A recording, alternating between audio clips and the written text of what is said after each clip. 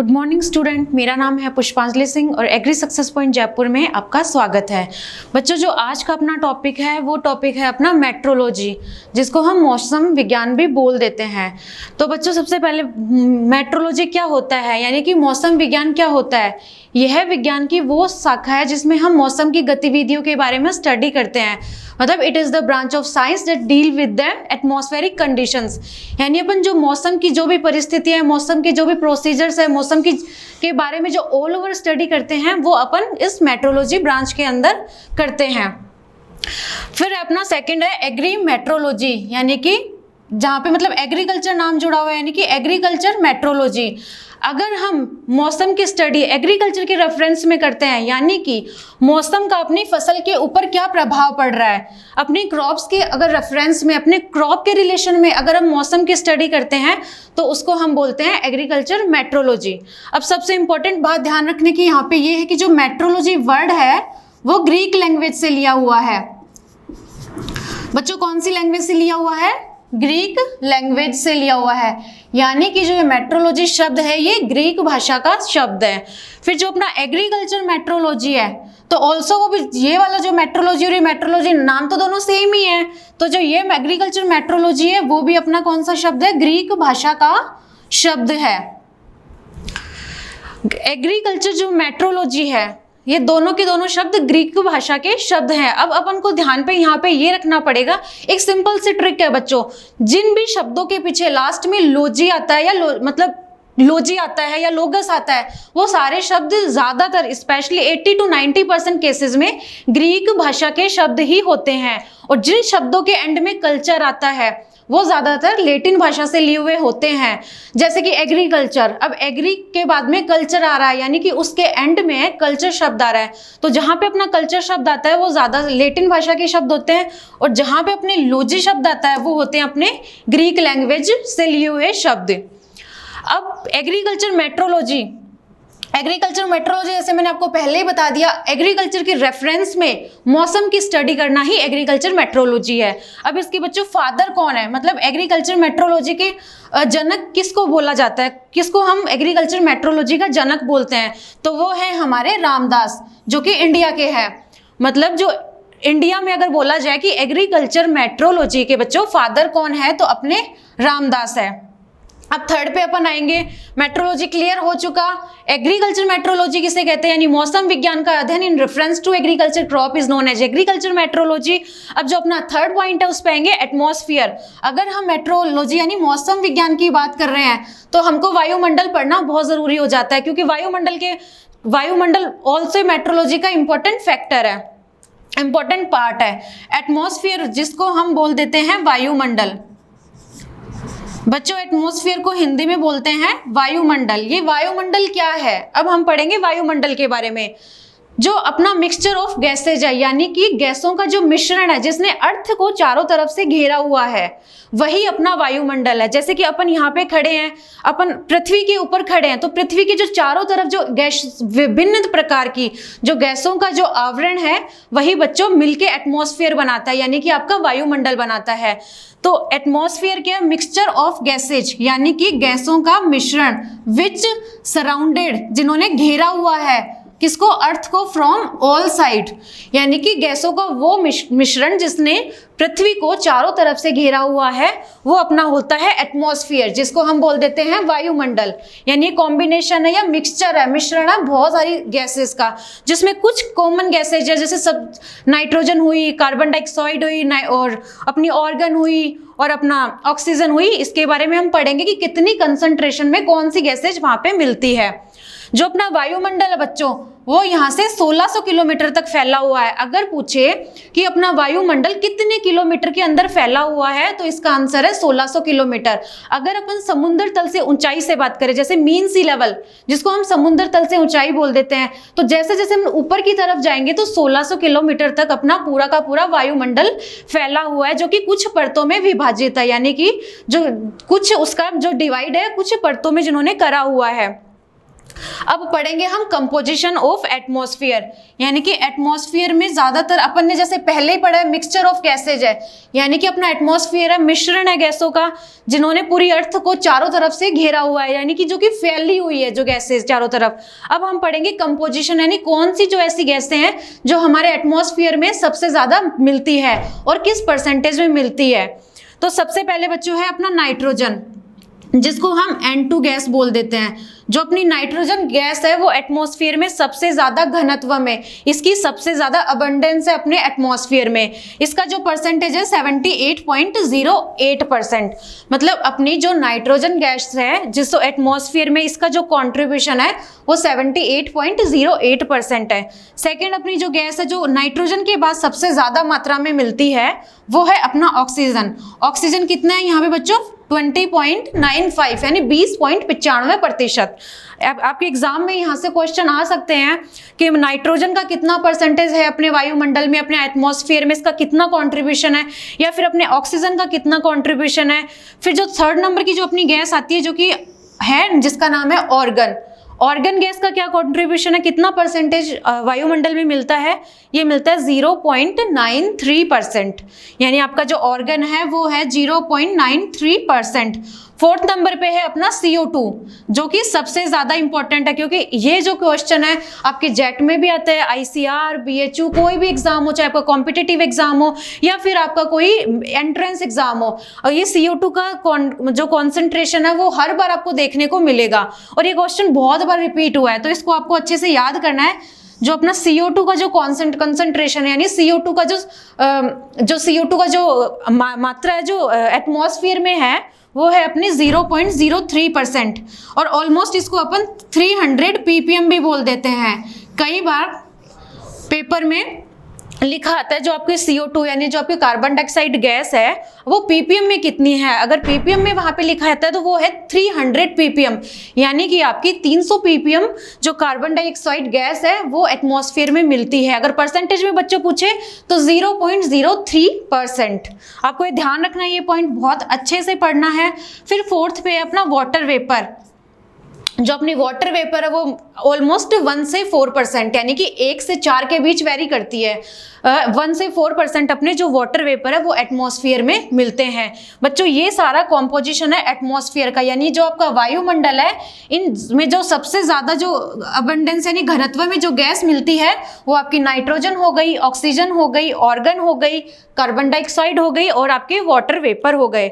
जो नाइट्रोजन अपन ने पढ़ा 78.08%, फिर अपन ने ऑक्सीजन पढ़ा 20.95%, फिर अपन ने ऑर्गन पढ़ा 0.09% और अपन ने कार्बन डाइऑक्साइड पढ़ी 0.03%। और अपन ने जैसे ही पढ़ लिया है मेट्रोलॉजी है मौसम विज्ञान, मेट्रोलॉजी की जो फादर है एग्रीकल्चर मेट्रोलॉजी की जो फादर है वो है रामदास, और दोनों के दोनों जो वर्ड है जैसे मेट्रोलॉजी वर्ड है और जो एग्रीकल्चर मेट्रोलॉजी दोनों के दोनों जो शब्द है अपने ग्रीक लैंग्वेज से लिए हुए हैं, यानी कि ग्रीक भाषा से लिए हुए हैं, और जिन शब्दों के पीछे कल्चर लगा हुआ होता है वो शब्द अपने लिए हुए होते हैं लैटिन लैंग्वेज से। और एक बात मैं आपको यहाँ पे ये भी बता दूं, जो मैट्रियो होता है मतलब आपके जैसे डेफिनेशन में आ रहा है METERO, ये जो मैट्रियो होता है इसका अगर अपन रूट मीनिंग में जाए मतलब ये इसका मतलब क्या होता है, इसका मतलब होता है हाई इन द स्काई।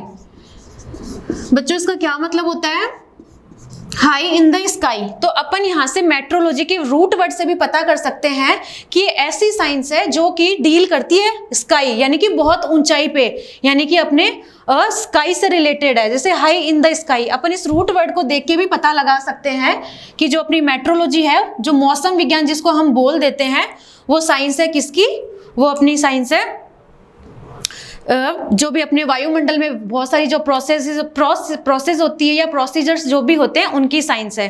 चलो बच्चों अब ये आपको आई होप ये सारा का सारा आपको समझ में आ गया होगा, या तो आप इसको नोट डाउन कर ले या फिर आप इसका स्क्रीनशॉट ले लें।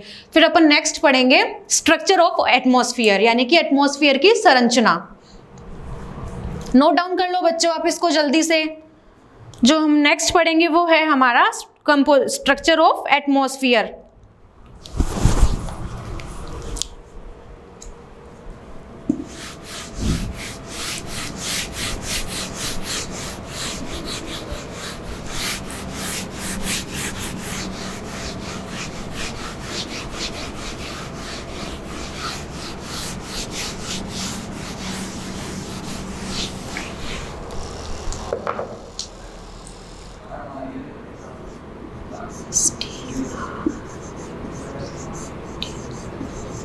स्ट्रक्चर ऑफ एटमॉस्फियर, यानी कि वायुमंडल, जो अपना वायुमंडल है उसकी संरचना।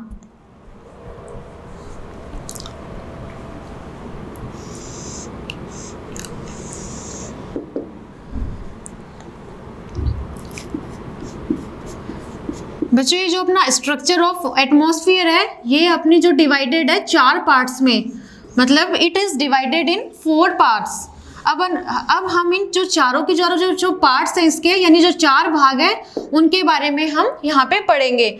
जो अपना फर्स्ट वन है, जो सबसे पहले आता है, उसका नाम है ट्रोपोस्फेयर, जो कि आपने पढ़ा होगा अपने स्कूल में भी, मतलब जो अपना 11th है 12th है उधर भी आपने पढ़ा होगा, कभी सुना होगा आपने शोभ मंडल के बारे में। ट्रोपोस्फेयर को हम बोल देते हैं शोभ मंडल। अब पढ़ते हैं शोभ मंडल के बारे में। जो अपना स्ट्रक्चर ऑफ एटमॉस्फेयर है, यानी अपनी जो संरचना है अपने वायुमंडल की, वो 4 पार्ट्स में डिवाइड है। यानी जैसे अपन ऊंचाई की तरफ जाते हैं तो वो 4 लेयर्स में डिवाइड है। जो पहला है अपना ट्रोपोस्फेयर। बच्चों इसको अपन सबसे पहले क्यों पढ़ते हैं शोभ मंडल को?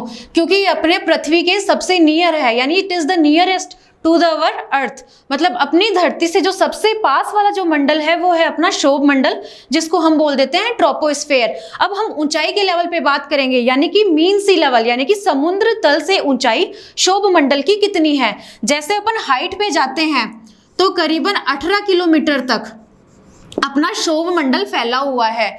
जैसे हम बात करें मीन सी लेवल यानी समुद्र तल से ऊंचाई की, तो समुद्र तल से ऊंचाई यानी कि अपन ऊपर की तरफ जाएंगे तो अपना जो 18 किलोमीटर तक है वो है अपना ट्रोपोस्फेयर यानी कि शोभ मंडल। अभी शोभ मंडल की जो सबसे जो इम्पोर्टेंट बात है वो यहाँ पे ये है कि यहाँ पे इसको सीट ऑफ वेदर फिनोमिनन बोला जाता है, यानी कि जितनी भी मौसम से रिलेटेड एक्टिविटीज होती है, जितनी भी मौसमी घटनाएं होती है, वो सारी की सारी आपकी शोभ मंडल में होती है। Seat of weather phenomenon. बच्चों ये आपका जो मीन सी लेवल है यानी कि समुद्र तल से इसकी जो ऊंचाई है वो है आपकी 18 किलोमीटर, और इसको क्या बोला जाता है, आप ये साथ साथ में नोट करते जाए। इसको बोला जाता है सीट ऑफ वेदर फिनोमिना, यानी कि सारी की सारी जो वेदर से रिलेटेड जितने भी फिनोमिनन है वो सारे के सारे होते हैं आपके ट्रोपोस्फेयर, जिसको हम बोल देते हैं शोभ मंडल। जैसे आपके बादलों का बनना, बारिश का आना, यानी जो रेन से रिलेटेड जितने भी फैक्टर हैं, या फिर जो आपके क्लाउड बनते हैं, या फिर जो आपकी बिजली चमकती है, यो थंडर स्टॉर्म्स होते हैं, वो सारे के सारे बिजली, रेन, क्लाउड, थंडर स्टॉर्म्स, वो सारी की सारी जो घटनाएं आपकी ट्रोपोस्फेयर में होती है।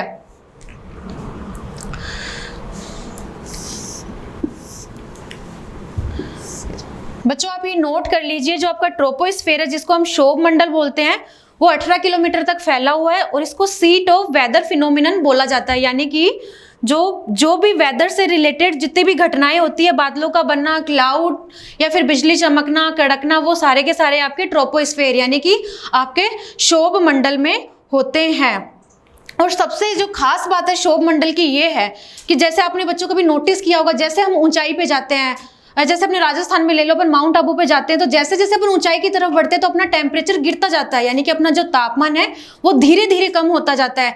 कोई भी अपन हिली एरियाज ले लो, जहाँ जैसे जैसे अपन ऊंचाई की तरफ जाएंगे धीरे धीरे वहां पर का टेम्परेचर गिरता रहता है। तो जो अपना ट्रोपोस्फेयर है जिसको हम शोभ मंडल बोलते हैं, जो कि 18 किलोमीटर तक फैला हुआ है, जैसे हम इसमें ऊंचाई की तरफ जाएंगे तो यहाँ पे जो टेम्परेचर है इस पूरे मंडल में वो कंटिन्यूसली डिक्रीज होता रहता है, यानी कि यहाँ का जो तापमान है वो गिरता रहता है, डिक्रीज होता रहता है, इस मतलब यहाँ पे गिरता रहता है। तो ये आप नोट कर लो कि जो ट्रोपोस्फेयर है शोभ मंडल, आपको आई थिंक पॉइंट्स याद हो गए होंगे। 18 किलोमीटर तक ये फैली हुई है समुद्र तल से। अगर ऊंचाई पे बात करें अपन तो सारे के जो मौसमी जो घटनाएं हैं वो इधर होती है, और प्लस जैसे जैसे अपन शोभ मंडल में ऊंचाई की तरफ बढ़ते हैं अपना जो तापमान है, जो अपना टेम्परेचर है वो डिक्रीज होता रहता है। अभी हम यहाँ पे पढ़ेंगे कि कितना टेम्परेचर डिक्रीज होता है। बच्चों ये बहुत इंपॉर्टेंट पॉइंट है। जैसे जैसे हम ऊपर की तरफ जाते हैं तो जो हमारा जो टेम्परेचर है वो 1 किलोमीटर जाने पे, मतलब हम अगर 1 किलोमीटर ऊपर गए तो 6.5 डिग्री यानी 6.5 डिग्री जो आपका टेम्परेचर है वो डिक्रीज होता है पर किलोमीटर, ये इसको बोलते हैं हम लैप्स रेट। अगर हम ऊंचाई पे जाते हैं यानी क्षोभ मंडल में ऊंचाई पे जाते हैं तो अपन ने जैसे पहले ही पढ़ा कि अपना जो तापमान है वो लगातार गिरता रहता है। अब अपना तापमान गिरता कितना है, जैसे कि अपन जा रहे हैं, मान लो कि अगर 2 किलोमीटर पे जा रहे हैं तो 2 किलोमीटर पे आपका जो तापमान में जो आपको टेम्परेचर डिफरेंस देखने को मिलेगा वो 6.5 प्लस 6.5 यानी कि ऑलमोस्ट 13%। 1 किलोमीटर पे जाएंगे तो अपना 6.5। अपन यहाँ पे 1 किलोमीटर को एवरेज लेके चलते हैं। अगर अपन 1 किलोमीटर की ऊंचाई तक जाते हैं तो जो अपना जो तापमान है वो गिरता है 6.5 डिग्री, यानी 6.5 जो अपना तापमान है पर किलोमीटर जाने पर गिरता है। और ये जो तापमान गिरने की जो रेट होती है, जैसे जैसे हम ऊंचाई पे जाते हैं और अपना टेम्परेचर डिक्रीज होता है, तो उसी को हम बोल देते हैं लैप्स रेट। आपने कई बार इसको एग्जाम को इस क्वेश्चन को फेस करा होगा कि लैप्स रेट की रेट कितनी होती है, तो वहां पे बच्चों आंसर जाएगा 6.5 डिग्री पर किलोमीटर, यानी 1 किलोमीटर जाने पर आपका है जो तापमान है वो 6.5 गिरता है। बच्चों अब आप इसको नोट कर लीजिए। फिर हम पढ़ेंगे अपना जो नेक्स्ट जो मंडल है, जो कि ट्रोपोस्फेयर के बाद में जो सेकंड नंबर की जो लेयर आती है, यानी कि आप 10 से 18 किलोमीटर यानी 18 किलोमीटर के ऊपर वाली जो अपनी लेयर है वो कौन सी है। अब हम पढ़ेंगे उस लेयर के बारे में। आप जल्दी से ये नोट कर लो, या जिन बच्चों को स्क्रीनशॉट लेना वो इसका स्क्रीनशॉट ले लो।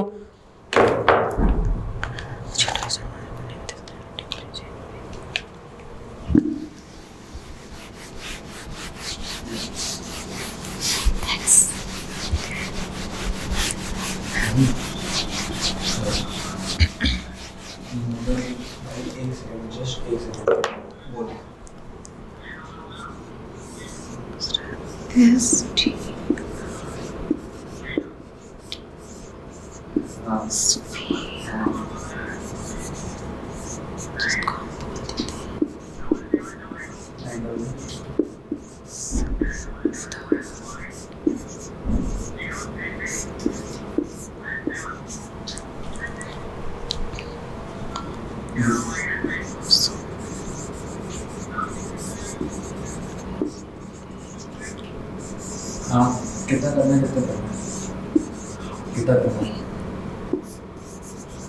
हेलो कितना करना है?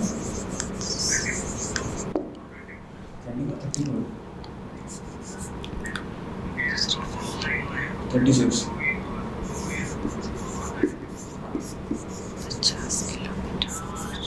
कर रहा हूँ।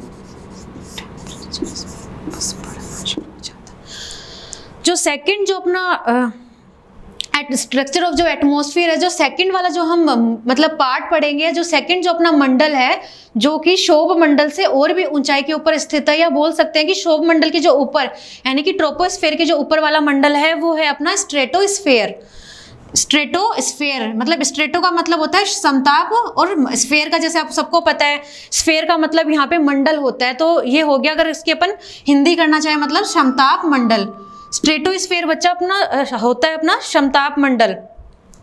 अब इस मंडल की सबसे खास बात क्या है, इस मंडल की बच्चों सबसे खास बात है, पहले हम पता कर लेते हैं कि कितने किलोमीटर तक फैला हुआ है।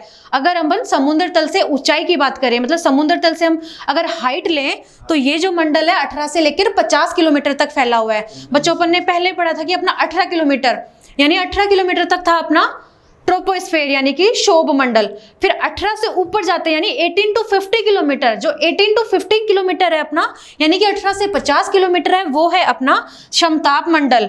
और समताप मंडल की खास बात यहाँ पे ये है, जो सबसे इंपॉर्टेंट बात है समताप मंडल की जो आपको ध्यान रखनी है और जो सबसे इंपॉर्टेंट बना देती है इस लेयर को पढ़ना। स्ट्रेटोस्फेयर बच्चों पर सबसे ज्यादा क्यों पढ़ते हैं, इसी बात की वजह से हम पढ़ते हैं क्योंकि यहाँ पे जो अपनी ओजोन गैस है जिसको हम ना ओजोन गैस बोलते हैं वो सबसे ज्यादा मिलती है इस लेयर के अंदर। एग्जाम में आपके क्वेश्चन आता है कि ओजोन गैस सबसे ज्यादा किस लेयर में, सबसे ज्यादा क्या सब मिलती वो इसी लेयर में है। अगर अपन ओजोन गैस की बात करें तो सबसे ज्यादा जो अधिकता है ओजोन लेयर की, ओजोन गैस की, वो होती है आपकी समताप मंडल में। और यही बात है जो कि समताप मंडल को खास बना देती है क्योंकि यहाँ पे जो ओजोन का कंसंट्रेशन है यानी जो ओजोन गैस है वो सबसे ज्यादा अमाउंट में पाई जाती है, जो कि अपने इन्वायरमेंट को काफी टाइम सबसे ज्यादा नुकसान करती है। और जो सेकंड इसका जो पॉइंट है वो है ये 18 से 50 किलोमीटर। और अगर पूछे इसकी समुद्र तल से ऊंचाई स्ट्रेटोस्फेयर की कितनी है तो वो है अपनी 18 टू 50 किलोमीटर। यानी कि अगर अपन ट्रोपोस्फेयर के ऊपर अगर और ऊपर ऊंचाई की तरफ जाएंगे 18 से लेकर 50 किलोमीटर तक तो वो होगा आपका समताप मंडल। और समताप मंडल में सबसे ज्यादा क्या मिलती है? Ozone gas, ozone gas. और इसमें इस थर्ड जो इसका जो पॉइंट है जो अपन को ध्यान में रखना है वो इसका टेम्परेचर। बच्चों ये जितने भी मंडल हैं यहाँ पे जरूरी नहीं कि अपन ऊंचाई की तरफ जाएंगे तो हर जगह टेम्परेचर गिरेगा ही या फिर बढ़ेगा ही बढ़ेगा। कुछ मंडल है जहाँ पे टेम्परेचर इंक्रीज हो रहा है, कुछ मंडल है जहाँ पे टेम्परेचर अपना बढ़ रहा है और कहीं पे अपना घट रहा है। जैसे अपन ने पढ़ा था ट्रोपोस्फेयर यानी कि क्षोभ मंडल, क्षोभ मंडल में अपन ने क्या देखा था कि वहां पे जो टेम्परेचर है गिर रहा है, यानी कि जो तापमान है उसमें लगातार कमी आ रही है। और अपनी कितनी थी? 6.5 डिग्री सेंटीग्रेड पर किलोमीटर। यानी अपन 1 किलोमीटर ऊंचाई की तरफ जा रहे थे तो अपना 6.5 डिग्री जो सेंटीग्रेड तापमान है वो गिर रहा है। लेकिन जो स्ट्रेटोस्फेयर नाम से ही पता चल रहा है समताप, यानी कि यहाँ का जो तापमान है सम है, यानी ना तो वो बढ़ रहा है ना वो मतलब एक लेवल पे है, वो घट नहीं रहा है। तो यहाँ पे अपन जो देखेंगे जो अपना टेम्परेचर है वो तापमान है वो बढ़ता है, वो यहाँ पे कम नहीं होता या फिर इक्विलिब्रियम कंडीशन में रहता है यानी स्टैटिक कंडीशन में रहता है। तो जो स्ट्रेटोस्फेयर है जो कि अब स्ट्रक्चर ऑफ एटमॉस्फेयर में जो सेकंड मोस्ट इंपॉर्टेंट है आफ्टर ट्रोपोस्फेयर वो है अपना स्ट्रेटोस्फेयर। इसकी सबसे ज्यादा खास बात है कि ओजोन गैस की सबसे ज्यादा कॉन्सेंट्रेशन इस लेयर में मिलती है। दूसरा है जो अपना इसकी ऊंचाई है वो 18 से 50 किलोमीटर। और तीसरा इसका ये है कि इसमें टेम्परेचर अपना गिरता नहीं है, इस लेयर में अपना टेम्परेचर बढ़ता है या फिर थोड़ा समान रहता है, इक्विलिब्रियम कंडीशन में रहता है। ना ज्यादा इसमें बहुत ज्यादा इंक्रीमेंट देखने को मिलता है ना डिक्रीमेंट देखने को मिलता है। तो ये जो अपनी जो लेयर है 18 से 50 किलोमीटर तक है, टेम्परेचर अपना इसमें बढ़ता है। थर्ड क्वेश्चन यहाँ से जो बनता है, कई बार पूछ लेते हैं कि जो आपकी ओजोन गैस है वो कहाँ पे पाई जाती है। सबको पता है स्ट्रेटोस्फेयर में मिलती है, लेकिन वो एग्जामिनर क्वेश्चन दे देता है कि लोअर स्ट्रेटोस्फेयर में मिलती है या अपर स्ट्रेटोस्फेयर में मिलती है। यानी कि जो स्ट्रेटोस्फेयर है समताप मंडल उसके निचले भाग में उसकी कंसंट्रेशन सबसे ज्यादा होती है ऊपर वाले भाग में। अगर वो इस तरीके का क्वेश्चन अगर पूछ ले तो ओजोन गैस में भी अगर हम और इसको डिवाइड करें, इसके अंदर और हम घुसे तो जो लोअर स्ट्रेटोस्फेयर है यानी कि समताप मंडल का जो निचला हिस्सा है उसमें ये गैस सबसे ज्यादा मिलती है। यानी कि आपका जो ओजोन गैस है वो कहाँ पे है सबसे ज्यादा? लोअर स्ट्रेटोस्फेयर यानी स्ट्रेटोस्फेयर के नीचे वाले पार्ट में जो स्टार्टिंग पार्ट है। और ये इसकी जो रेंज अगर एग्जामिनर आपको रेंज में पूछ ले कि इसकी रेंज कितनी है तो बच्चों वो अपनी रेंज है 20 से 40 किलोमीटर। यानी कि जैसे हमने पहले ही पढ़ा है कि जो अपना समताप मंडल है यानी कि स्ट्रेटोस्फेयर है वो 18 से 50 किलोमीटर तक फैला हुआ है। 18 से 50 किलोमीटर तक फैला हुआ उसमें ओजोन गैस सबसे ज्यादा मिल रही है। अब ओजोन गैस भी किस में मिल रही है? अगर अपन 18 से 50 की बात करें तो जो उसका जो लोअर यानी जो स्ट्रेटोस्फेयर का जो लोअर पार्ट है निचली साइड है उधर सबसे ज्यादा मिल रही है। तो यहाँ पे जो सेकंड क्वेश्चन बनता है आपका ये है, अगर वो पूछ लेता है कि कितने किलोमीटर तक, अगर वहां पे ये डेटा मेंशन करा हो तो आपको लिखना है 20 to 40। जैसे अपन ने पढ़ा है पूरा तो 18 से 50 है, लेकिन जो अपना ओजोन का गैस जो सबसे ज्यादा मिलता है वो 20 से 40 किलोमीटर तक, जो आपका 20 से 40 किलोमीटर तक की जो लेयर है ना उसमें सबसे ज्यादा आपकी ओजोन गैस मिलती है। आई होप बच्चों आपको समझ में आ गया होगा। जो स्ट्रक्चर पढ़ रहे हैं हम एटमॉस्फेयर की, सबसे पहले अपन ने पढ़ा था ट्रोपोस्फेयर, अब जो सेकंड अपन ने पढ़ा स्ट्रेटोस्फेयर जिसको कि समताप मंडल बोलते हैं, जिसमें कि ओजोन गैस मिलती है जो कि लोअर स्ट्रेटोस्फेयर यानी कि समताप मंडल के निचले हिस्से में मिलती है, जिसकी मीन सी लेवल यानी कि समुद्र तल से ऊंचाई 18 से 50 किलोमीटर और यहाँ पे हमको टेम्परेचर बढ़ता हुआ मिलता है। और जो ओजोन गैस की कंसंट्रेशन है वो आपकी मिलती है सबसे ज्यादा 20 से 40 किलोमीटर वाले एरिया में। अब हम पढ़ेंगे इसका थर्ड वाला। आप इतनी देर इसको नोट कर लो या फिर आप जो भी बच्चा इसका स्क्रीनशॉट लेना चाहे आप स्क्रीनशॉट ले सकते हो। अब हम पढ़ेंगे इसके थर्ड पार्ट की तरफ चलते हैं।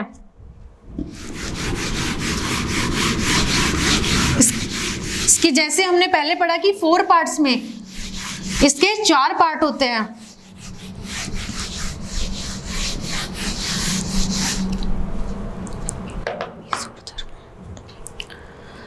अभी जो इसके अपन ने 4 पार्ट बताए थे मैंने, अपन दो पढ़ चुके हैं, जिसमें से अपना स्ट्रेटोस्फेयर, फर्स्ट वन अपना ट्रोपोस्फेयर और दूसरा अपना स्ट्रेटोस्फेयर। जो अपना थर्ड वन जो बच्चों वो पार्ट है आपका वो है मीजोस्फेयर, जिसको मध्य मंडल बोल देते हैं। मीजोस्फेयर से बच्चों इतने ज्यादा क्वेश्चन नहीं बनते, ये कॉमन ही है, कोई इतना मतलब इसको ध्यान में रखने वाली बात नहीं है मीजोस्फीयर की। इसमें जो सबसे ज्यादा क्वेश्चन बनता है वो इसकी ऊंचाई पे होता है कि मतलब मीजोस्फीयर की जो मीन सी लेवल यानी कि मीन सी लेवल यानी कि समुद्र तल से ऊंचाई मतलब मीन सी लेवल कितना है। तो इसका जो अगर ऊपर तक जाते हैं तो 50 से लेके 80 किलोमीटर तक आपका ट्रोपोस्फेयर गए 18 तक, उसके ऊपर स्ट्रेटोस्फेयर गए 20 किलोमीटर तक, उससे भी ऊपर अगर अपन फिर 50 to 80 यानी कि 80 किलोमीटर तक चलते हैं तो 50 से लेकर 80 किलोमीटर तक आपकी मीजोस्फीयर जिसको हम मध्य मंडल बोल देते हैं। फोर्थ वन है आपका थर्मोस्फेयर जिसको हम बाह्य मंडल भी बोल देते हैं। बच्चों इसकी जो ऊंचाई है मीन सी लेवल से यानी कि मीन सी लेवल से इसकी जो हाइट है वो 400 किलोमीटर तक फैली हुई है, यानी कि 80 किलोमीटर से हम बोल सकते हैं 400 किलोमीटर तक ये वाली जो थर्मोस्फेयर है वो आपका फैला हुआ है। अब मीजोस्फेयर में वापस जैसे हमने पढ़ा था कि ट्रोपोस्फेयर में टेम्परेचर आपका गिरता है यानी 6.5 डिग्री पर किलोमीटर आपका गिरता है, फिर स्ट्रेटोस्फेयर में पढ़ा यानी समताप मंडल में पढ़ा अपना टेम्परेचर बढ़ता है। वापस हमको मीजोस्फेयर में यहाँ पे ध्यान रखने वाली बात ये कि यहाँ पे टेम्परेचर वापस गिरना शुरू हो जाता है, यानी जो आपका टेम्परेचर है यानी जो आपका तापमान वो वापस यहाँ पे कम होना शुरू हो जाता है, आपका लगातार डिक्रीज यानी गिरता रहता है आपका तापमान इस वाले रीजन में। तो इस वजह से इसको सबसे कोल्डेस्ट रीजन बोला जाता है। अगर हम बात करें कि जो सबसे ठंडा जहाँ का मतलब रीजन है वो आपका जो कोल्डेस्ट जो आपकी लेयर है या मतलब रीजन या जो कोल्डेस्ट आपकी जो लेयर है या कोल्डेस्ट आपका जो मंडल है, कूलेस्ट भी जिसको बोल सकते हैं सबसे ठंडा, वो आपका ये कोल्डेस्ट रीजन जो आपका ये आपका है मीजोस्फेयर जो कि आपकी 50 से 80 किलोमीटर तक फैला हुआ है। अगर यहाँ से ऊंचाई से बात करें तो टेम्परेचर यहाँ पे वापस लगातार गिरता रहता है, टेम्परेचर में इसका यहाँ पे डिक्रीज होता रहता है लगातार। तो इस वजह से यहाँ पे सबसे जो एनवायरनमेंट है तो बिल्कुल ठंडा होता है, कूल एनवायरनमेंट होता है, इसलिए इसको कोल्डेस्ट रीजन या अपन इसको कोल्डेस्ट लेयर बोल देते हैं मीजोस्फेयर को। और जो आपका थर्मोस्फेयर है उसका हम ऑलरेडी पढ़ चुके हैं, इसमें से ज़्यादा कोई क्वेश्चन बनेंगे नहीं, बस ज़्यादा ये पूछ सकता है कि इसकी हाइट कितनी है। अगर अपन जेट के अकॉर्डिंग देखें तो थर्मोस्फेयर जिसको हम बाह्य मंडल बोल देते हैं यानी जो सबसे लास्ट वाला मंडल होता है, बस इसकी हाइट पूछ सकते हैं। तो अपन ने इसकी हाइट यहाँ पे पढ़ लिया 80 से 400 किलोमीटर, यानी अपन ऊपर की तरफ जा रहे हैं तो 80 किलोमीटर के बाद वाला जो भी मंडल है जो 400 किलोमीटर तक फैला हुआ है वो है बच्चों आपका थर्मोस्फेयर। अब हम चारों मंडल कंप्लीट कर चुके हैं, पहला ट्रोपोस्फेयर, दूसरा स्ट्रेटोस्फेयर, थर्ड वन है आपका मीजोस्फेयर जिसको मध्य मंडल बोल देते हैं, फोर्थ वन है आपका थर्मोस्फेयर। आई थिंक बच्चों आपको शायद साथ साथ में ये याद भी हो गए होंगे, और जो भी मैंने यहाँ पे बताया वो आप इसका या स्क्रीनशॉट ले लो या फिर आप इसको नोट डाउन कर सकते हो अपनी कॉपी में। अब जो हमारा जो नेक्स्ट है वो हम कुछ इंस्टीट्यूशंस है वो पढ़ेंगे जो मेट्रोलॉजी से रिलेटेड अपने कौन कौन से इंस्टीट्यूशंस हैं। स्ट्रक्चर अपना एटमॉस्फेयर का वो ऑलमोस्ट कंप्लीट हो चुका है जो कि 4 भागों में विभाजित था। पहला समताप मंडल, पहला ट्रोपोस्फेयर, दूसरा स्ट्रेटो, तीसरा मीजो, फोर्थ वन थर्मो। सारे मंडल हम पढ़ चुके हैं, सबकी जो समुद्र तल से ऊंचाई है वो भी हम देख चुके हैं। अब हम पढ़ेंगे इंस्टीट्यूशंस मेट्रोलॉजी से रिलेटेड, यानी कि कौन से ऐसे इंस्टीट्यूशन है भारत में जो कि अपने मेट्रोलॉजी के ऊपर स्टडी करते हैं, यानी कि मौसम विज्ञान के बारे में बताते हैं, या मौसम इंस्टीट्यूशन रिलेटेड टू मेट्रोलॉजी जो मौसम विज्ञान के बारे में बताते हैं, रिलेटेड टू मेट्रोलॉजी।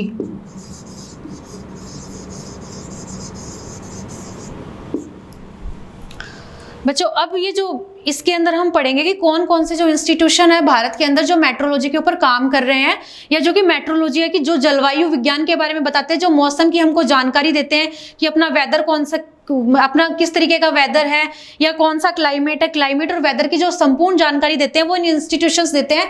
या हमको कौन सा क्रॉपिंग पैटर्न उगाना है, या फिर जो डे टू डे जो अपनी घटनाएं होती है, जैसे आज बारिश होगी, कल गर्मी है, या फिर सूरज कितना है, या मतलब ह्यूमिडिटी का कितना % चल रहा है, वो कुछ एक जो सबसे जो मेजर इंस्टीट्यूशन है जिसको हम बोल देते हैं IMD, यानी कि आपका इसका नाम है IMD, यानी कि इंडियन मेट्रोलॉजिकल डिपार्टमेंट। जो सब अपनी जो स्टडी करता है मेट्रोलॉजी में अपने भारत पर, वो करता है IMD। IMD की जो फुल फॉर्म है वो है इंडियन मेट्रोलॉजिकल डिपार्टमेंट। बच्चों ये कहाँ पे है फिलहाल? ये बहुत मेजर क्वेश्चन है जो आपके जेट में आने के चांसेस है। अगर ये मेट्रोलॉजी से आपका कोई भी क्वेश्चन आता है तो आपका एक तो ओजोन लेयर वाला बहुत इंपॉर्टेंट था वहाँ पे सबसे ज़्यादा, और सेकंड जो आपका सबसे इंपॉर्टेंट क्वेश्चन यहाँ पे बनता है जिसके आने के बहुत चांसेस है, जो कि आता ही रहता है, या फिर जिसका बहुत बार ये एग्जाम्स में देखने को मिला है कि जो IMD है वो कहाँ पे, इसका जो हेड क्वार्टर है, यानी कि जो इसका मेन जो ऑफिस है यानी जो हेड क्वार्टर है बच्चों वो कहाँ पे है? तो जो IMD का जो हेड क्वार्टर है वो है अपना न्यू दिल्ली। बच्चों आपको कुछ पुराने बुक में पुणे देखने को मिलेगा, जो पुणे था वो पहले का डेटा है। अपना जो IMD जो इंडियन मेट्रोलॉजिकल डिपार्टमेंट है इसका जो हेडक्वार्टर पहले पुणे में था, बट अब ये पुणे में नहीं है, अब ये न्यू दिल्ली शिफ्ट हो चुका है और इसको काफ़ी सारे साल हो चुके हैं न्यू दिल्ली शिफ्ट हुए, लेकिन फिर भी कुछ जो पुरानी बुक्स है वहाँ पे आज भी यही डेटा मेंटेन किया हुआ है कि जो अपना IMD इंडियन मेट्रोलॉजिकल डिपार्टमेंट है उसका जो हेडक्वार्टर है वो पुणे है। लेकिन यहाँ पर कोई पुणे नहीं रखना है, तो इसलिए वो आपको एग्जाम कन्फ्यूज करने की कोशिश कर सकता है पुणे के नाम से, बट आपको पुणे नहीं लिखना है। इसका जो हेडक्वार्टर है वो अपना है न्यू दिल्ली। फिर आपका आता है स्थापना वर्ष, इसका एस्टेब्लिशमेंट ईयर, यानी कि जो आपका IMD है वो एस्टेब्लिश्ड कब हुआ था, कौन से वर्ष में आया था? तो ये आपका आया था 1875 में। इसका जो बच्चों जो ईयर है आपके जो IMD इंडियन मेट्रोलॉजिकल डिपार्टमेंट जो कि अपना न्यू दिल्ली में, इसका जो हेड ऑफिस है, इसका जो हेड क्वार्टर है वो है न्यू दिल्ली में, और ये जो इसका एस्टेब्लिशमेंट हुआ था वो 1875 में हुआ था। और ये जो इंस्टीट्यूट है सबसे मेजर इंस्टीट्यूट है जो कि मेट्रोलॉजी से रिलेटेड जो स्टडी करता है, या मेट्रोलॉजी से रिलेटेड जितने भी डेटा अपने इवन जो अपने एग्रीकल्चर की डेटा है कि कौन से रीजन में कौन सा क्रॉप प्रोडक्शन होएगा, कि कौन से रीजन में बारिश होने वाली है या कौन से में ओले पड़ने वाले हैं, या फिर अभी कौन सा क्रॉपिंग अपन को सबसे सूटेबल रहेगा, या कब तक अपन को बुवाई कर देनी चाहिए। अगर आपको कोई भी एग्रीकल्चर से रिलेटेड इन्फॉर्मेशन चाहिए खेती से संबंधित कि अपन को किस मौसम में बुवाई करनी है, या फिर मान लो जैसे अभी ट्रांसप्लांटिंग चल रही थी, अभी इस बार ट्रांसप्लांटिंग तो नहीं हुई, अपना डायरेक्ट सीडेड राइस हुआ है क्योंकि लेबर की कमी है, तो ट्रांसप्लांटिंग इस बार नहीं हो पाया चावलों का। तो जितनी भी सारी सूचनाएं हैं कि इस ड्यूरेशन में आप ये क्रॉप लगा दो या फिर इस ड्यूरेशन में आपको ये क्रॉप लगानी है, जितनी भी आपकी खेती से रिलेटेड जो जानकारी है वो आपको IMD की साइट पे मिलेगी। कभी भी आप IMD की साइट विजिट करना, जो इंडियन मेट्रोलॉजिकल डिपार्टमेंट है इसकी साइट विजिट करना, इस पे आपको खेती से रिलेटेड सारी जानकारी मिल जाएगी कि मौसम के अकॉर्डिंग वो आपको सारा डेटा बताते हैं कि आपको कौन सी फसल कब लगानी है, या कौन सा मौसम अभी कौन सी जो क्लाइमेट किस तरीके का आने वाला है, उससे पहले अपन को कैसी तैयारियां करनी है, या जो भी अपने भारत में सिचुएशन बनने वाली है मौसम से रिलेटेड, वो सारी की सारी जानकारी आपको IMD की साइट पे मिलेगी। और इंडियन मेट्रोलॉजिकल जो डिपार्टमेंट है अपने जो खेती में, अपने एग्रीकल्चर में इसका बहुत इंपॉर्टेंट रोल है, क्योंकि अपनी जो सारी खेती है वो डिपेंड ही अपने आपको अपन को सबको पता है कि जो अपना कृषि है, जो अपना एग्रीकल्चर है, ऑलरेडी सारा का सारा जो डिपेंडेंट है वो अपना क्लाइमेट पे डिपेंडेंट है, अपना मॉनसून पे डिपेंडेंट है, अपना वेदर पे डिपेंडेंट है। तो अगर अब एग्रीकल्चर के होने के लिए, अगर हम एग्रीकल्चर से बिलोंग करते हैं तो अपन को ये समझना बहुत ज़रूरी हो जाता है यहाँ पे कि हमको अच्छे से जलवायु के बारे में, क्लाइमेट के बारे में, वेदर के बारे में पूरी इन्फॉर्मेशन हो, और जो आपको पूरी इन्फॉर्मेशन प्रोवाइड करवाता है वो करवाता है आपका IMD। आई थिंक बच्चों आपको याद हो गया होगा यहाँ पे, क्योंकि इसमें कुछ ज़्यादा याद रखने वाला है नहीं। आपका जो ईयर है, इसका जो फुल फॉर्म है और इसका जो हेडक्वार्टर, और यहाँ पे ध्यान रखना कई बार वो आपको कंफ्यूज करेगा कि इंडियन मेट्रोलॉजी डिपार्टमेंट 4 ऑप्शन दे देगा कि मतलब इंडियन मेट्रोलॉजी डिपार्टमेंट है, या इंडिया मेट्रोलॉजी डिपार्टमेंट है, या फिर इंटरनेशनल मेट्रोलॉजी डिपार्टमेंट है, या किस तरीके का है। काफ़ी सारे क्वेश्चन ऐसे पिछले 3-4 सालों से आ रहे हैं और बच्चे हर बार गलत करके आते हैं। तो आपको ये ध्यान रखना, आई से जो यहाँ पे बन रहा है इंडिया नहीं बन रहा है, यहाँ पे इंडियन बन रहा है। दूसरा जो मेट्रोलॉजिकल है तो ये कल है, मतलब मेट्रोलॉजी डिपार्टमेंट नहीं है, LOGY नहीं है, LOGICL यानी मेट्रोलॉजिकल डिपार्टमेंट है। तो आपको ये ध्यान से इसका ना फुल फॉर्म पढ़ना है, इसीलिए मैं यहाँ पे इतनी देर रुकी हूँ क्योंकि आपको फुल फॉर्म पे बहुत ज्यादा ध्यान देना है, प्लस आपका जो हेडक्वार्टर है उस पर भी बहुत ज्यादा ध्यान देना है। और ये अपने अगर अपन मेट्रोलॉजी पढ़ रहे हैं तो सबसे इंपॉर्टेंट आपका IMD है, जिसको पूछने के सबसे ज्यादा चांसेस बनते हैं। और इनडायरेक्टली या डायरेक्टली मानो ये अपने एग्रीकल्चर से भी रिलेटेड है। तो बच्चों आप इसको नोट कर लो, और जिन बच्चों को स्क्रीनशॉट लेना है वो इसका स्क्रीनशॉट ले लो। अब हम पढ़ेंगे जो दूसरा जो आपका सबसे ज्यादा क्वेश्चन इसमें बनता है या पूछते हैं वो है आपका बच्चों मैं सारे आपको कॉमन क्वेश्चंस बता रही हूँ जो कि मेट्रोलॉजी के बहुत कॉमन क्वेश्चन है जो कि एग्जाम्स में आते ही रहते हैं, तो आपको इनको ध्यान से पढ़ना है।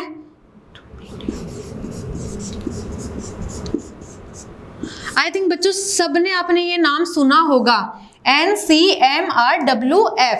अब हम पढ़ेंगे इसकी फुल फॉर्म क्या है। N से हो गया नेशनल, C से centre, national centre for medium range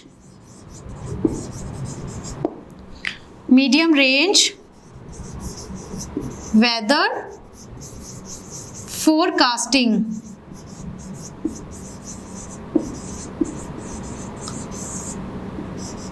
FORASTING। N से हो गया आपका नेशनल, C से हो गया आपका सेंटर, M से हो गया मीडियम, R से हो गया रेंज, W से हो गया वेदर और F से हो गया फोरकास्टिंग। ये जो आपका सेंटर है national centre for medium range weather forecasting, ये आपकी जो ये फोरकास्ट करता है। फोरकास्ट जैसे कि पूर्वानुमान, जो फोरकास्टिंग वाला काम है यानी पूर्वानुमान लगाना, मौसम का पहले से अनुमान लगाना कि भाई किस तरीके का माहौल बनने वाला है, क्या मौसम होने वाला है, ये करता है। ये जो सेंटर अपना फोरकास्टिंग करता है। इसका क्वेश्चन कई बार फुल फॉर्म पूछ लेते हैं कि national centre for medium range weather forecasting की फुल फॉर्म क्या है, तो आपको यहाँ पे ध्यान रखना है कि इसकी जो फुल फॉर्म है वो national centre for medium range weather forecasting है। दूसरा आपका ईयर पूछ लेते हैं कि कौन से ईयर में ये स्टैब्लिश हुआ था, तो आपको बच्चों ये ध्यान रखना है 1988 में आया था। तो दो चीजें आपको यहाँ पे पढ़नी है। इसकी जो नेशनल सेंटर फॉर मीडियम, ये भी आपके वेदर से रिलेटेड है, मेट्रोलॉजी से रिलेटेड है। ये इंस्टीट्यूट भी फोरकास्टिंग करना है, पर करता किसकी, मीडियम रेंज की करता है। मीडियम रेंज बच्चों को सबको पता है जो कि मौसम 3 से 10 दिनों की अवधि के दौरान किया जाता है, यानी जिसमें अपन 3 से 10 दिनों का अनुमान लगाते हैं, यानी मीडियम रेंज वेदर की फोरकास्टिंग करता है। इसका फुल फॉर्म है national centre for medium range weather forecasting. यहाँ पे मीडियम रेंज है, लॉन्ग रेंज नहीं है, ध्यान रखना। MR का मतलब मीडियम रेंज वेदर फोरकास्टिंग, और जो इसका ईयर है वो है 1988, यानी कि बच्चों ये कब स्टैब्लिश हुआ था, ये जो आपका सेंटर है वो स्टैब्लिश हुआ था 1988 में। अब इसी के साथ हम दो और पढ़ लेते हैं, वो है आपका IMD। हो गया होगा ना बच्चों, मैं मिटा रही हूँ यहाँ से, इतने में आप ये national centre for medium range weather forecasting आपका ये नोट कर लो, और आपका ईयर जरूर नोट कर लेना, बहुत कॉमन क्वेश्चन है, बहुत एग्जाम्स में आता रहता है। तीसरा आपका AMD, ये भी काफी टाइम कई बार पूछ लेते हैं ये कि AMD क्या है।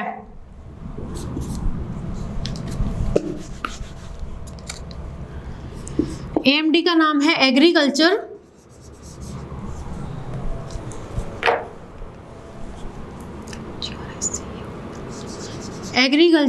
मेट्रोलॉजिकल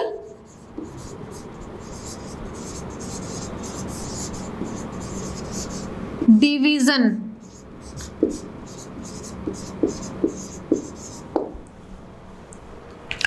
AMD, A का मतलब है एग्रीकल्चर, M का मतलब है मेट्रोलॉजिकल और D का मतलब है डिवीजन। यहाँ पे बच्चों डिपार्टमेंट नहीं है, आपको ये ध्यान रखना है।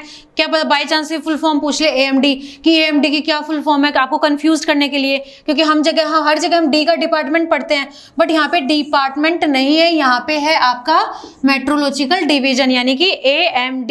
A से एग्रीकल्चर, M से मेट्रोलॉजिकल और डिवीजन। अब ये स्टैब्लिश कब हुआ था आपका, जो AMD है वो कब आया था, वो आपका आया था 1932 में। बच्चों आप ये ध्यान रखना, AMD की फुल फॉर्म क्या है आपका, एग्रीकल्चर है, M से बनता है मेट्रोलॉजिकल, D से बनता है डिवीजन। आपका ये कब आया था, सबसे पहले 19, मतलब इसका एस्टैब्लिशमेंट क्या ईयर कौन सा है, तो इसका जो ईयर है वो है आपका 1932। आपको यहाँ पे इसका जो पूरा D से डिवीजन है, डिपार्टमेंट नहीं है, ये ध्यान रखना है। A से एग्रीकल्चर, M से मेट्रोलॉजिकल, वापस यहाँ पे CL है, मेट्रोलॉजी नहीं है, ध्यान रखते, इन चीज़ों को ध्यान रखा करो। जब भी आप फुल फॉर्म पढ़ते हो तो ये सबसे ज़्यादा ध्यान रखने वाली चीज़ें होती है कि यहाँ पे मेट्रोलॉजी है, मेट्रोलॉजिकल है, या फिर एग्रीकल्चर है, एग्रीकल्चरल है, क्योंकि वो एग्जामिनर इन्हीं क्वेश्चन में आपको कंफ्यूज करता है कि लास्ट में कल्चर है, कल्चरल है, लॉजी है, लॉजिकल है, या फिर यहाँ से डिवीजन है या डिपार्टमेंट है, या कुछ भी ऐसा जो कि कोई भी आपको फुल फॉर्म देगा बीच में से उठा के पूछ लेगा कि इस वर्ड का क्या मतलब है। तो आपको ढंग से ये पूरा का पूरा जो AMD को क्या बोलते हैं, एग्रीकल्चर मेट्रोलॉजिकल डिवीजन, आपको पूरा का पूरा अच्छे से पढ़ना है। प्लस ईयर तो आपको पढ़नी है, क्योंकि ईयर तो आते हैं, आपको पता है अच्छे से।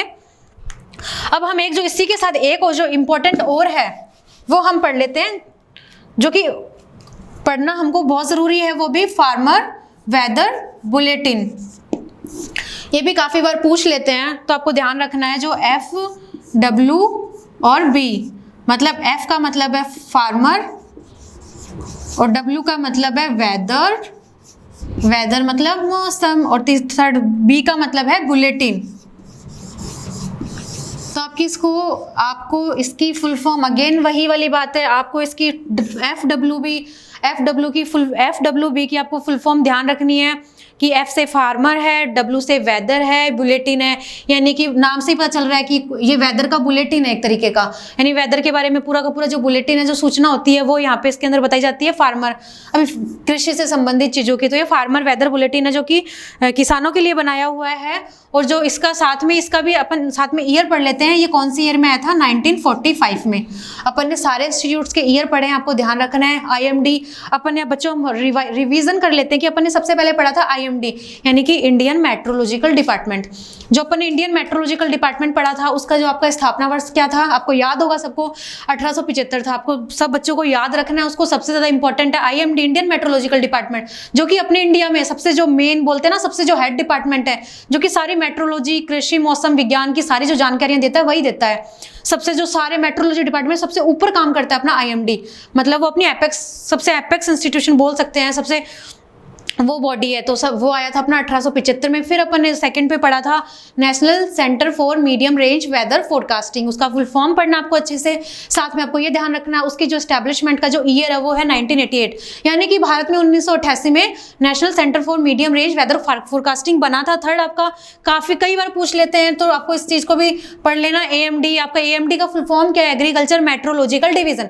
वापस बता रही हूँ, मेट्रोलॉजिकल डिवीजन। ये चीज़ें ही आपको एक एक नंबर लेने में मदद करेगी, तो आप इन चीज़ों को ध्यान में रखना। आपको यही चीजें वो कंफ्यूज करता है कि मेट्रोलॉजिकल साथ में डी से डिपार्टमेंट नहीं है, डी से डिवीजन है। IMD में डिपार्टमेंट था, लेकिन यहाँ पे डिवीजन है। फोर्थ वन अपना जो फार्मर वेदर बुलेटिन, ये 4 इंस्टीट्यूशन, मतलब ये जो कुछ टर्म्स है जो अपनी मेट्रोलॉजी से रिलेटेड और जिनके ईयर अपने लिए इंपॉर्टेंट है, वो आपको याद रखने हैं। फोर्थ वन आपका फार्मर वेदर बुलेटिन, जो कि 1945 इसका ईयर है। आप ये बच्चों नोट कर लो, सारे के सारे बच्चे इनका स्क्रीनशॉट ले लो।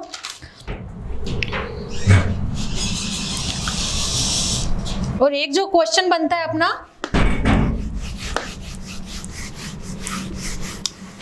आपको एक चीज और ध्यान रखनी है, जो अपना AICRP है, यानी कि all India coordinated research project है एग्रोमेट्रोलॉजी का, वो कहाँ पे है, वो है हैदराबाद।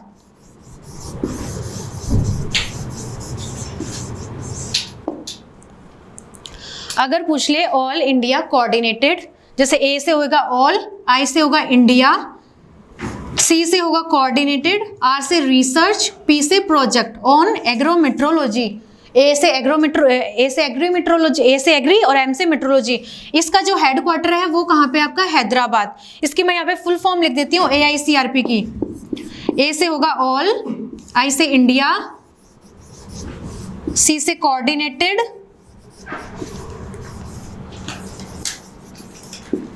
R से रिसर्च, P से प्रोजेक्ट।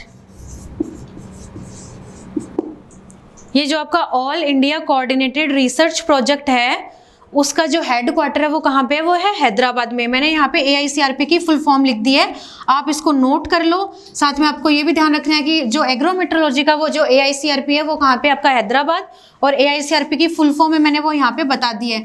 तो मैंने कुछ जो इंपॉर्टेंट जो आपको ईयर्स हैं या फिर जिनका एस्टेब्लिशमेंट हुआ वो मैंने आपको सब बता दें इनके विद हेडक्वार्टर के साथ, तो आप इनको नोट कर लो या फिर इनका स्क्रीनशॉट ले लो।